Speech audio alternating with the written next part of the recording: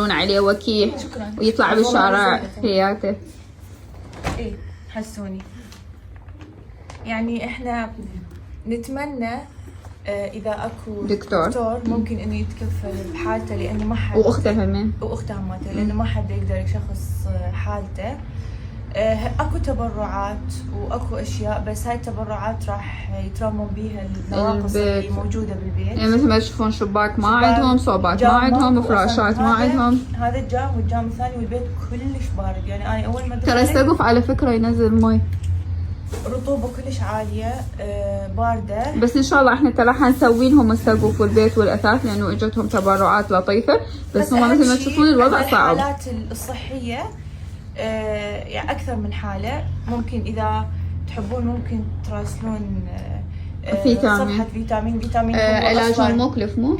اي فيتامين هو اصلا